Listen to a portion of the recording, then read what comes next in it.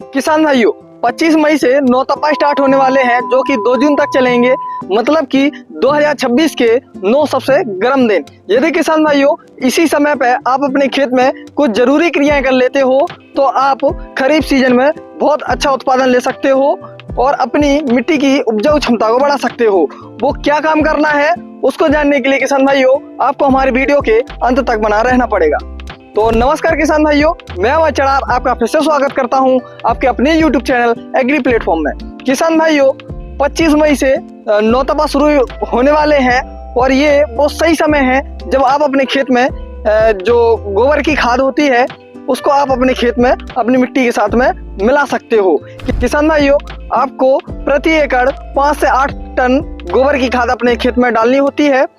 किसान भाइयों, यदि आप अपने खेत में गोबर की खाद डालते हो और उसके बाद अपने खेत में जुताई करके मिट्टी में मिलाते हो तो आपके खेत में सूक्ष्म पोषक तत्वों की मात्रा बढ़ जाती है और जो मृदा है उसकी जो भू संरचना है वो सुधर जाती है।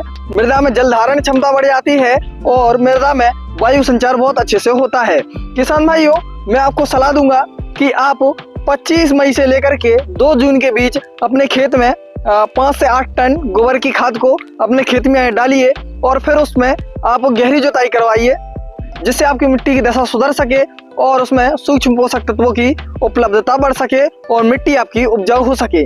किसान भाइयों, दूसरी बड़ी बात, किसान भाइयों ये समय एकदम सटीक समय है आपके खेत में गहरी जुताई करने का। जैसे कि आप मेरे पीछे ये खेत देख पा रहे होंगे, ये जो कि अभी प्लेन है, इसमें यदि आप गहरी जुताई करवाओगे जो एमबी प्लाव होता है उससे आप गहरी जुताई करवा दीजिए तो इसके कई सारे आपको फायदे दिखेंगे। जिसमें पहला फायदा है कि जो कीट होते हैं उसके प्यूपा और लार्वा मिट्टी में 6 से 7 इंच की गहराई में अंदर छिपे रहते हैं। जब गहरी जुताई होती है तो ये जो प्यूपा और लार्वा है ये बाहर निकल आते हैं और जो नौ तपा जो होता है इस समय सबसे गर्म दिन होते हैं तो 30 से 40 डिग्री जो टेम्परेचर रहता है, 35 से ऊपर ही टेम्परेचर रहता है इस समय।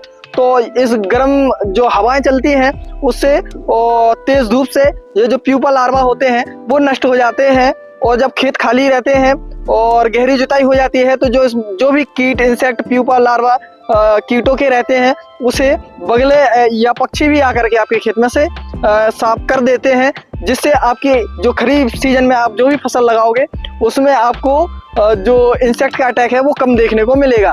किसान भाइयों, जो आपको इससे दूसरा अच्छा फायदा होगा वो ये है कि जैसे कि कांस हो गया, मोथा हो गया और जो आपका दूब घास है जो सबसे ज्यादा खेत में परेशान करते हैं, जिद्दी खरपतवार, इनकी जो जड़ें होती है किसान भाइयों, इसमें जो गांठें होती हैं जैसे कि मोथे में वो बहुत गहराई तक जाती हैं और मिट्टी में गहराई पे होने की वजह से ये आसानी से मरती भी नहीं है।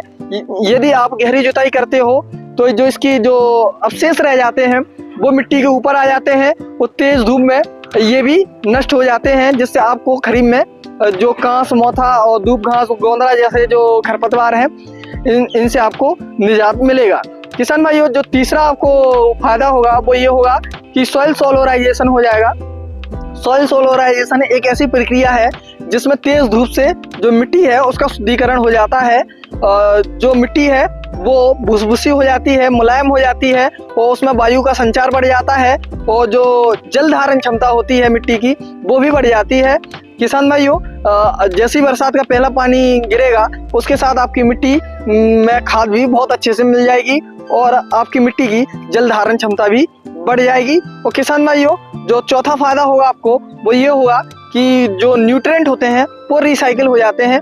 कई बार जो आप न्यूट्रिएंट देते हो मिट्टी में, NPK देते हो, पोषक तत्व देते हो, चाहे जिंक हो, बोरॉन हो, तो जब आप जो खाद देते हो वो करके मिट्टी में खट्टी जमा हो जाती है। जब आप जुताई करते हो तो ये जो खरीफ सीजन में आपकी फसल है दोबारा उपयोग कर सकती है इन पोषक तत्वों को और इस खाद को। तो किसान भाइयों, जो एक जगह रिसाव के साथ में नीचे जमीन में गहराई में जाकर के जो आपके पोषक तत्व खाद हैं जो मिट्टी में जमा हो गए थे वो भी रिसाइकिल हो जाएंगे और पौधों तक पहुंच जाएंगे। तो ये किसान भाइयों, गहरी जुताई करने के आपको 4 बड़े फायदे होंगे। तो किसान भाइयों, यदि आपके पास सिंचाई की उचित व्यवस्था है तो मैं आपको सलाह दूंगा कि आप इसमें 40 से लेकर 45 दिन की जो हरी खाद होती है उसकी फसल को लगाएं तो और भी ज्यादा आपको फायदा देखने को मिलेगा। क्योंकि हरी खाद जिसे आप खाद की फैक्ट्री भी बोल सकते हैं, क्योंकि हरी खाद जैसे कि मूंग, जो भी दलहनी फसलें होंगी, मूंग उड़द वगैरह, मूंग उड़द सनई ढेंचा, अगर इनको आप अपने खेत में लगाते हो तो 40 से 45 दिन में इसमें फूल आने लगते हैं। और फूल आने की शुरुआत में ही इसको किसान भाइयों आपको रोटावेटर चला करके अपने खेत में मिक्स कर देना होता है, मिट्टी में मिला देना होता है, जिससे जब वो जो हरी पत्तियां हैं इसमें नाइट्रोजन की मात्रा ज़्यादा होती है और इसकी जड़ों में राइजोबियम भी बनता है किसान भाइयों। तो जो मिट्टी है उसमें जो नाइट्रोजन है आपको 30 से 40 किलोग्राम नाइट्रोजन आपके खेत को मिल जाती है, जिसमें आपको फॉस्फोरस 5 से 8 किलो तक मिलता है। और यदि पोटास की बात करें तो 25 से 30 किलोग्राम पोटास भी आपकी जो मृदा है उसमें ये हरी खाद से उपलब्ध होता है। साथ ही इसमें जिंक, कॉपर, आयरन जैसे पोषक तत्व भी मृदा में मिल जाते हैं। तो किसान भाइयों बहुत ही शानदार काम होगा यदि आप हरी फसल को आप अपने हरी खाद वाली फसल को आप अपने खेत में लगाते हो।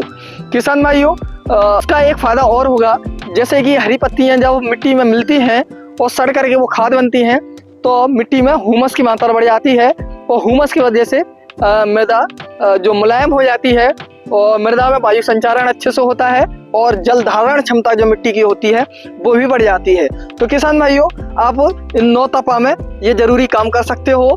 जैसे कि पहला काम जो मैंने आपको बताया था कि आप इसमें गोबर की खाद को मिलाएं, 5 से 8 टन प्रति एकड़ गोबर की खाद को मिलाइए, जिससे पोषक तत्वों की मात्रा मिट्टी में बढ़ेगी और मिट्टी की दशा सुधरेगी। साथ ही मैंने आपको बताया था कि आप गहरी जुताई जरूर करवाएं, जिसके आपको मैंने ढेर सारे फायदे बताए थे। और जो तीसरा मैंने आपको बताया हरी खाद, आप हरी खाद ये अपने खेत में लगाते हो तो आपको शानदार फायदे देखने को मिलेंगे। तो किसान भाइयों आपको ये जानकारी कैसी लगी हमें कमेंट सेक्शन में जरूर बताएं और इस तरह की और वीडियो के लिए आप हमारे चैनल को सब्सक्राइब करना ना भूलें। बहुत बहुत धन्यवाद।